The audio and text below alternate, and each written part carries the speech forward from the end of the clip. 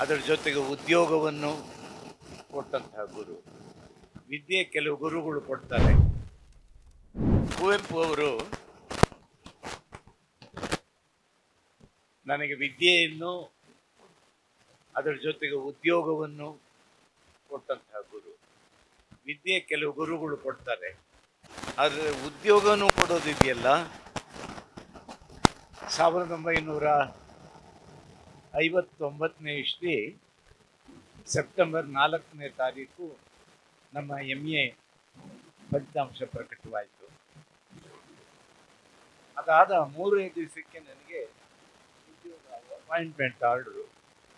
ಮಲ್ಲಿಕಾರ್ಜುನವರು ಮೈಸೂರು ವಿಶ್ವವಿದ್ಯಾನಿಲಯದ ಕುಲಸಚಿವರಾಗಿದ್ದಾಗ, ಆಮೇಲೆ ಅವರು ಬೆಂಗಳೂರು ವಿಶ್ವವಿದ್ಯಾನಿಲಯದ ಕುಲಸಚಿವರು. ಅವರು ಈ was the first registrar of Bengaluru university, P Mallikarjunappa.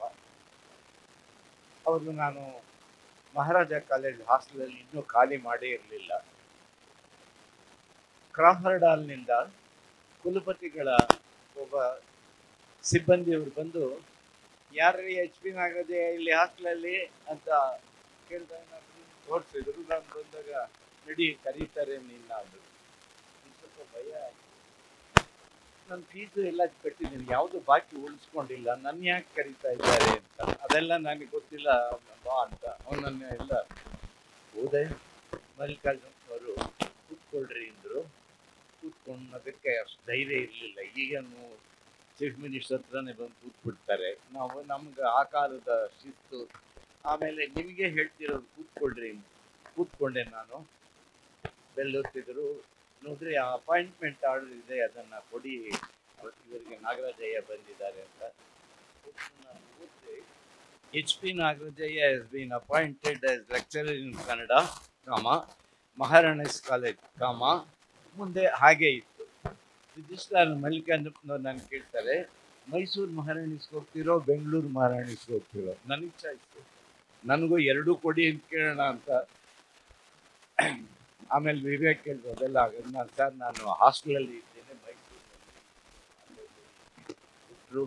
ಅವ್ರು ಹೇಳಿದ್ರು, ಜಯಲಕ್ಷ್ಮಣ್ಣವರಿಗೆ ಹೋಗಿ ನಾಳೆನೇ ರಿಪೋರ್ಟ್ ಮಾಡ್ಕೊಳ್ಳಿ, ಅಪಾಯಿಂಟ್ಮೆಂಟ್ ಆರ್ಡರ್ ಸಿಕ್ಬಿಡ್ತು ಅಂತ. ನಿಮ್ಮ ಊರಿಗೆ ನೆಂಟರಿಸ್ಟ್ರಿಗೆಲ್ಲ ಹೇಳೋದು, 1 ವಾರ ಬಿಟ್ಕೊಂಡು ಬಂದರೆ ನಿಮ್ಮ ಸೀನಿಯಾರಿಟಿ ಹೋಗುತ್ತೆ, ತಕ್ಷಣ ಹೋಗಿ ರಿಪೋರ್ಟ್ ಮಾಡ್ಕೊಳ್ಳಿ ವಿವೇಕ್ ಅಂತ ಕಾಲದಲ್ಲಿ ಅವರಿಗೆ ಮಲ್ಲಿಕಾರ್ಜುನವ್ರು ಹೇಳಿದ್ರು. BC ಅವರು, ಕುವೆಂಪು ಅವರು ಹೇಳಿದ್ದಾರೆ, ನಿಮಗೆ ರ್ಯಾಂಕ್ ಫಸ್ಟ್ ಕೊಡಿ ಅಂತ. ನನ್ನ ಕ್ಲಾಸ್ನಲ್ಲಿ ಉಳಿದ 25 ಜನಕ್ಕೆ ಯಾವುದೋ ಅಂತಹ ಗುರುವಿನ ಬಹಳ ಮುಖ್ಯವಾದ ಬರಹ, ಎಲ್ಲ ಕಾಲಕ್ಕೂ ಸಲ್ಲತಕ್ಕಂತಹ ಮೌಲಿಕವಾದ ವಿಚಾರಗಳನ್ನು ಕೂಡಿದಂತಹ ಬರಹಗಳನ್ನು ಸಂಕಲನ ಮಾಡಿ ನಮ್ಮ ನಡುವೆ ಇರುವ ವಿಚಾರವಾದಿ ರಾಮಚಂದ್ರ ಪದ 20 ಪುಟದ ಪುಸ್ತಕ ಇರೋ 40 ಪುಟ, ಅದಕ್ಕೆ 20 ಪುಟ ಸುಲಿಕೆ ಬರೆದಿದ್ದಾರೆ. ಆ 40 ಪುಟದ ಮಹತ್ವ ಏನು, ಒಂದೊಂದು ಹೇಳಿಕೆಯ ವ್ಯಾಪ್ತಿ, ಅದರ ಮಹತ್ವ, ಅದರ ಅನನ್ಯತೆ, ಇಷ್ಟನ್ನು 20 ಪುಟದಲ್ಲಿ ಅವರು ನಿರೂಪಿಸಿದ್ದಾರೆ. ಕುವೆಂಪು ಅವರು ತಮ್ಮ ಕಾಲದ ವೈಚಾರಿಕತೆಯನ್ನು ಹೇಗೆ ಹೇಳ್ತಿದ್ರು ಅನ್ನೋದಕ್ಕೆ ಒಂದೆರಡು ದೃಷ್ಟಾಂತ ಕೊಟ್ಟರೆ, ನಮ್ಮ ಮುಖ್ಯಮಂತ್ರಿಗಳು ಸನ್ಮಾನ್ಯ ಅವರಿಗೆ ಹೇಳಬೇಕಾದ ಈ ಸಭೆಯ ಮುಖ್ಯವಾದ ಮಾತು ಅಂತಂದರೆ, ಸನ್ಮಾನ್ಯ ಮುಖ್ಯಮಂತ್ರಿಗಳಾದ ಸಿದ್ದರಾಮಯ್ಯನವರೇ, ಕನ್ನಡದ ಪರವಾಗಿ, ಕರ್ನಾಟಕದ ಪರವಾಗಿ ನಿಮಗೆ ಅಭಿನಂದಿಸಬೇಕಾದ ಮಾತು ಅಂತಂದರೆ, ಬಹುಭಾಷೆಗಳಲ್ಲಿ ದ್ವಿಭಾಷೆ ಅಂತ, 2 ಭಾಷೆ ಸಾಕು ಅಂತ ಶಿಕ್ಷಣದಲ್ಲಿ ಅಳವಡಿಸಿದೆಲ್ಲ ಬಹಳ ಮುಖ್ಯವಾದ್ದು. ಅದಕ್ಕೆ ದೀರ್ಘಕಾಲಿಕವಾದಂತಹ ಪರಿಣಾಮ ಎಷ್ಟಿದೆ ಅಂದರೆ, ಕನ್ನಡವನ್ನು ಏಕಕಾಲದಲ್ಲಿ ಅದು ಸುಭದ್ರವಾಗಿ ಸ್ಥಾಪಿಸ್ತಕ್ಕಂಥದ್ದು ಶಿಕ್ಷಣದ ವಲಯದಲ್ಲಿ. ಅಂದರೆ ಕುವೆಂಪು ಅವರು ಯಾವಾಗಲೂ ಹೇಳ್ತಾ ಇದ್ದಿದ್ದು, ಅವರ ಬರಹದಲ್ಲಿ ಅದನ್ನು ಒತ್ತಿ ಒತ್ತಿ ಕಾರಕ್ಷರಗಳಲ್ಲಿ ಮುದ್ರಿಸಿರ್ತಕ್ಕಂಥದ್ದು ಅಂದರೆ, ಈ ನಮ್ಮ ದೇಶಕ್ಕೆ ಬೇಕಾಗಿರ್ತಕ್ಕಂಥದ್ದು ಬಹುಭಾಷೆಗಳಲ್ಲಿ ದ್ವಿಭಾಷೆ. ಒಂದು ಮಾತೃಭಾಷೆ, ಇನ್ನೊಂದು ಅಥವಾ ಪ್ರಾಂತೀಯ ಭಾಷೆ, ಇನ್ನೊಂದು ವಿದ್ಯಾರ್ಥಿಯ ಆಯ್ಕೆಯ ಭಾಷೆ. ಅವನು ಯಾವುದಾದ್ರೂ ಹಿಂದಿ ಆದರೂ ತಗೊಳ್ಳಿ, ಇಂಗ್ಲೀಷ್ ಆದರೂ ತೆಗೆದುಕೊಳ್ಳಿ. ಸೊ ಇದು ಮಾಡುವುದರಿಂದ ವಿದ್ಯಾರ್ಥಿಗಳು ಮೊದಲು ಕನ್ನಡವನ್ನು ಕಲಿತಾರೆ, ಅದರ ಜೊತೆ ಇಂಗ್ಲೀಷ್ ಕಲಿತಾರೆ. ಅದರಿಂದ ಇದನ್ನು ತಾವು ಜಾರಿಗೆ ತರಬೇಕು, ಸಚಿವ ಸಂಪುಟದಲ್ಲಿ ಇಟ್ಟು ಮಾನ್ಯತೆಯನ್ನು ದೊರಕಿಸ್ಕೊಡ್ಬೇಕು ಅಂತ ಈ ವೇದಿಕೆಯಿಂದ ಹೇಳೋದಕ್ಕೆ ಇಷ್ಟಪಡ್ತೀನಿ. ರಾಮಚಂದ್ರಪ್ಪನವರ ಈ ಸಂಕಲನದಲ್ಲಿ ಇನ್ನೊಂದು ಸೇರಿಸ್ಬೇಕು ಅಂತ ನಾನು ಮುಂದಿನ ಮುದ್ರಣದಲ್ಲಿ ಸೇರಿಸ್ಬೇಕು ಅನ್ನೋ ವಿನಂತಿ ಏನು ಅಂದರೆ, ಕುವೆಂಪು ಅವರು ಮಾತ್ರ ವೈಚಾರಿಕತೆ ಇದ್ದವನು ಅಂತಲ್ಲ, ಅವರ ಕುಟುಂಬದ ವ್ಯಾಪ್ತಿಯೇ ಆಗಿತ್ತು. ಕುವೆಂಪು ಅವರು ಕನ್ನಡಕ್ಕೆ ಒಂದು ತೇಜಸ್ ಕೊಡಬೇಕು ಅಂತ ಸುಮ್ಮನೆ ಭಾಷಣದಲ್ಲಿ ಹೇಳೋದಲ್ಲ, ತೇಜಸ್ವಿಯನ್ನೇ ಕೊಟ್ಟರು ನೀವು ಕನ್ನಡಕ್ಕೆ ಅವರು. ಆಮೇಲೆ ಅವರು ಒಂದು ವೈಚಾರಿಕತೆ, ವೈಜ್ಞಾನಿಕ ದೃಷ್ಟಿ ಇದನ್ನು ಯಾವಾಗಲೂ ಹೇಳ್ತಾ ಇದ್ದಾರಲ್ಲ, ಅದಕ್ಕೋಸ್ಕರ ಅವ್ರು ಏನು ಮಾಡಿದ್ರು, ನಾನು ನಮ್ಮ ಮನೆಯಲ್ಲೇ ಅದನ್ನು ಜಾರಿಗೆ ತರ್ತೀನಿ ಅಂತೇಳಿ ಅವರು ಒಬ್ಬ ಅಳಿಯಂದ್ರನ್ನ, ವಿಜ್ಞಾನಿನೇ ಅಳಿಯಂದ್ರನ್ನಾಗಿ ಮಾಡಿಕೊಂಡ್ರು. ನಮ್ಮ ತೇಜಸ್ವಿಯ ಬರಹದಲ್ಲಿ ಅಪ್ಪ ಅವರು ನಾನು ಮಲೆನಾಡಿನಾಗ ಹೋಗ್ತೇನೆ ಅಂತ ನಮ್ಮ ಗುರುಗಳು ಮೈಸೂರಿನಲ್ಲೇ ಇದ್ದರೆ, ಅವರ ಮಗ ತೇಜಸ್ವಿ ನಾನು ಮೈಸೂರಿನಲ್ಲಿದ್ದ ಮಲೆನಾಡಿಗೆ ಹೋಗ್ತೀನಿ ಅಂತ ಹೇಳಿ ಅವರು ಹೋದಂಥ ಈ ಸಾದೃಶ್ಯ ವೈದೃಶ್ಯಗಳನ್ನು ವಿಸ್ತರಿಸಿ ಹೇಳೋದಕ್ಕೆ ಇದು ಸಂದರ್ಭ ಅಲ್ಲ. ಆದರೆ ನಾನು ನಮ್ಮ ರಾಮಚಂದ್ರಪ್ಪ ಸೇರಿಸ್ಬೇಕು ಇನ್ನೊಂದು ಮುದ್ರಣ ಅಂತೇಳಿ, ಅದೇನು ಅಂದರೆ, ಕುವೆಂಪು ಅವರ ಮಡದಿಯಾದಂತಹ ಹೇಮಾವತಿಯವರು ತುಂಬ ವೈಚಾರಿಕ ದೃಷ್ಟಿಯನ್ನು ಹೊಂದಿದ್ದವರು. ಅವರು ಅವರ ಸಂದರ್ಶನವನ್ನು ಕಮಲಾಂಪನವರ ಆಮುಖ ಅನ್ನೋ ಪುಸ್ತಕದಲ್ಲಿ ಸೇರಿಸಿದ್ದಾರೆ. ಅವರು ಹೇಳ್ತಾರೆ, ಹೇಮಾವತಿಯವರು, ನಾನು ಇವಾಗ ಕೋಟ್ ಮಾಡ್ತಾ ಇದ್ದೇನೆ ನೋಡಿ, ನಾವು ಶೂದ್ರರು, ಅಸ್ಪೃಶ್ಯರು ಅಂತ ಹೇಳಿ ಅವ್ರನ್ನೆಲ್ಲ ದೂರ ಇಡ್ತೀವಿ. ಅವರೇನಾದರೂ ಮತಾಂತರ ಆಗಿ ಕ್ರೈಸ್ತ ಧರ್ಮ ಸ್ವೀಕರಿಸಿ ಅವ್ರ ಮನೇಲಿ ಕರ್ಕೊಂಡು ಪಕ್ಕದಲ್ಲಿ ಕೂರಿಸ್ತೀವಿ. ಇದು ಯಾಕೆ ನಮ್ಮ ಜನಕ್ಕೆ ಗೊತ್ತಾಗೋದಿಲ್ಲ ಅಂತ ಹೇಳಿ ಅದನ್ನು ಅರ್ಧ ಗಂಟೆ ವಿವರಿಸಿ ಅದಕ್ಕೆ ದೃಷ್ಟಾಂತಗಳನ್ನು ಕೊಟ್ಟು ತಮ್ಮ ವಿಚಾರವನ್ನು ಸ್ಥಾಪಿಸಿರ್ತಕ್ಕಂತಹ ವೈಚಾರಿಕ ಒಂದು ಪ್ರಭಾವಳಿಯಲ್ಲಿ ಬದುಕನ್ನು ರೂಪಿಸಿಕೊಂಡಂಥವರು ಹೇಮಾವತಿಯವರು. ಅದರಿಂದ ಆ ಒಂದು ಬರಹ ತಮಗೆ ಸೂಕ್ತ ಅಂದ್ಕೊಂಡ್ರೆ ಸೇರಿಸ್ಕೊಳ್ಬೇಕು ಅನ್ನೋದು ಕೂಡ ನಾನು ಇಚ್ಛೆ ಪಡ್ತೇನೆ. ಎರಡನೇದೇನೆಂದರೆ, ಕನ್ನಡ ಸಾಹಿತ್ಯ ಪರಿಷತ್ತು ಬಹುಮಾನಗಳನ್ನು ಕೊಡುವ, ಸಮ್ಮೇಳನಾಧ್ಯಕ್ಷರು ಮಾಡುವ ಎಲ್ಲ ದೃಷ್ಟಿಯನ್ನು ನೋಡಿಕೊಂಡು ನಾನು ಹಾಮಾನಾಯಕ್ ಅವ್ರ ಜೊತೆಲಿ ಕೂತ್ಕೊಂಡು ಅನೇಕ ಸಾರಿ ಚರ್ಚಿಸ್ತಾ ಇದ್ದಂಥ ಸಂದರ್ಭದಲ್ಲಿ ಕುವೆಂಪು ಅವರು ಹೇಳಿದರು, ನೋಡಿ ನಾಗರಾಜಯ್ಯ, ಕನ್ನಡ ಸಾಹಿತ್ಯ ಪರಿಷತ್ನಲ್ಲಿ ಇದೊಂದೊಂದನ್ನು ಜಾರಿಗೆ ತನ್ನಿ. ಸ್ವಿಟ್ಜರ್ಲೆಂಡ್ ಮೊದಲಾದ ದೇಶದಲ್ಲಿ ಸಾಹಿತ್ಯಕ್ಕೋಸ್ಕರ ಮೀಸಲಾದಂಥ ಅಕಾಡೆಮಿಗಳಿರುತ್ತೆ. ಆ ಅಕಾಡೆಮಿಯಲ್ಲಿ ಆನರರಿ ಮೆಂಬರ್ಶಿಪ್ ಅಂತ ಒಂದಿದೆ. ಆನರರಿ ಮೆಂಬರ್ಶಿಪ್ ಯಾರಿಗೆ ಕೊಡ್ತಾರೆ ಅಂದರೆ, ಆ ಕಾಲದಲ್ಲಿರ್ತಕ್ಕಂತಹ ಶ್ರೇಷ್ಠರಾದ 5 ಜನಕ್ಕೆ ಮಾತ್ರ ಕೊಡ್ತಾರೆ. ಯಾವುದೇ ಕಾಲದಲ್ಲೂ 5 ಸಂಖ್ಯೆ ಆ ಸಂಸ್ಥೆಯಲ್ಲಿ ಮೀರಿ ಕೊಡುದು. ಅದರಲ್ಲಿ ಯಾರಾದರೂ ಒಂದು ಖಾಲಿ ಆದರೆ ಆಗ ಇನ್ನೊಬ್ಬರನ್ನ ಆ ಜಾಗಕ್ಕೆ ತೆಗೆದುಕೊಳ್ಬೋದು. ಬಟ್ ಯಾವುದೇ ಕಾಲದಲ್ಲೂ ಕೂಡ 5 ಜನ ಮಾತ್ರ ಇರ್ಬೇಕಂತದ್ದನ್ನು ಜಾರಿಗೆ ತನ್ನಿ ಸಾಹಿತ್ಯ ಪರಿಷತ್ ಹೇಳಿದರು.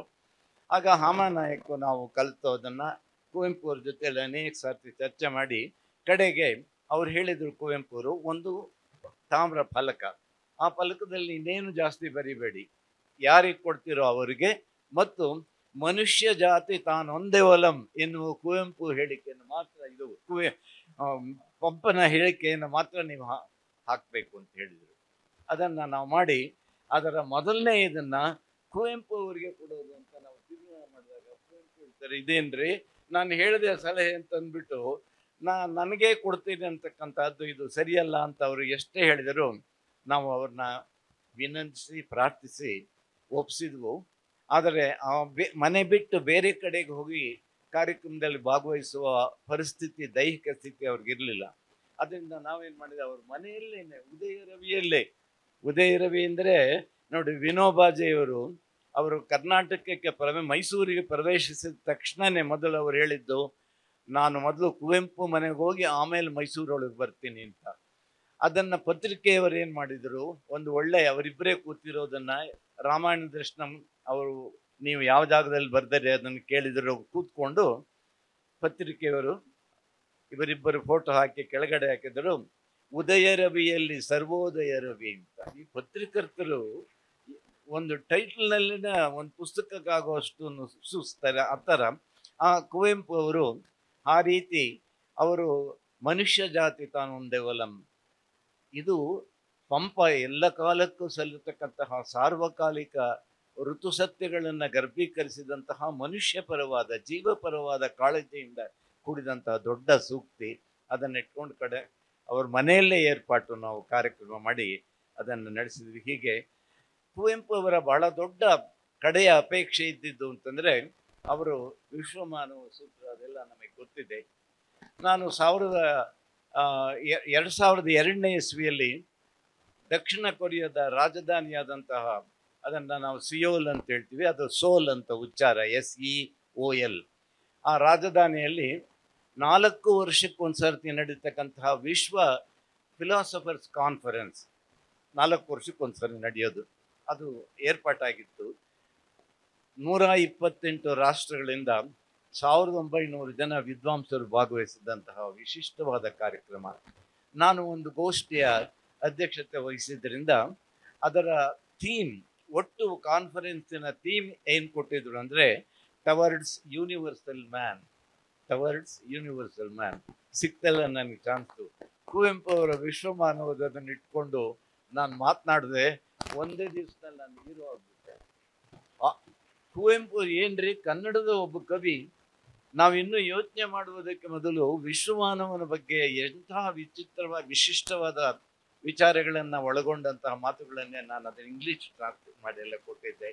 ಸೊ ಹೀಗಾಗಿ ನಮ್ಮ ಗುರುವಿನ ಸಂದೇಶ ಲೋಕಮೆಚ್ಚುವ ಮಾತುಗಳು, ಅದು ಅಂತಹ ವಿಚಾರಗಳು ಒಳಗೊಂಡಂತಹ ಈ ವಿಚಾರ ಕ್ರಾಂತಿಯ ಈ ಪುಸ್ತಕವನ್ನು ಈ ವಿಶಿಷ್ಟವಾಗಿ ರಾಜಶೇಖರ ಮುದ್ರಿಸಿರ್ತಕ್ಕಂಥದ್ದು. ನಮ್ಮ ನಡುವೆ ಇರುವ ನಮ್ಮ ಕರ್ನಾಟಕಕ್ಕೆ ಅನೇಕ ಭಾಗ್ಯಗಳನ್ನು ಕೊಟ್ಟು ಪದದಲಿತರನ್ನ, ಅವಕಾಶವಿಹೀನರನ್ನ, ಶೋಷಿತರನ್ನ ಗಮನದಲ್ಲಿಟ್ಕೊಂಡು ತನ್ನ ಆಡಳಿತವನ್ನ ನಡೆಸ್ತಾ ಇರ್ತಕ್ಕಂಥ ನಮ್ಮೆಲ್ಲರ ಪ್ರೀತಿಯ ಅಚ್ಚುಮೆಚ್ಚಿನ ಸಿದ್ದರಾಮಯ್ಯವರು ಮುಖ್ಯಮಂತ್ರಿಗಳು ಇದನ್ನು ಬಿಡುಗಡೆ ಮಾಡೋದು ತುಂಬ ಔಚಿತ್ಯವಾಗಿರ್ತಕ್ಕಂಥದ್ದು. ಅವರು ತಮ್ಮ ಕಾರ್ಯ ಬಾಹುಳ್ಯದ ನಡುವೆ ಬಿಡುವು ಮಾಡಿಕೊಂಡು ರಾಮಚಂದ್ರಪ್ಪನವರು ಹೇಳಿದ ಹಾಗೆ 2 ಗಂಟೆ ಇದಕ್ಕೋಸ್ಕರ ತುಂಬ ಸಂತೋಷ ಆಗಿದೆ. ಇನ್ನೊಮ್ಮೆ ನಾನು ಯಾವ ಮಾತಿನಿಂದ ಪ್ರಾರಂಭಿಸಿದನೋ ಅದೇ ಮಾತಿನಿಂದ ಮುಗಿಸ್ತೇನೆ. ದ್ವಿಭಾಷೆಗಳಲ್ಲಿ, ಬಹುಭಾಷೆಗಳಲ್ಲಿ ದ್ವಿಭಾಷೆ ಇದು ಸರ್ವೌಷಧ. ನಮ್ಮ ಭಾಷಾ ಸಮಸ್ಯೆಗೆ ಒಂದು ಪರಿಹಾರ ಬೇಕು ಅಂದರೆ ಇದೇ ಅತ್ಯುತ್ತಮವಾದಂತಹ ಪರಿಹಾರ. ಇದನ್ನು ಪಾಲಿಸಬೇಕು ಅಂತ ನಾನು ಪ್ರಾರ್ಥಿಸ್ಕೊಳ್ತೀನಿ. ನಮಸ್ಕಾರ.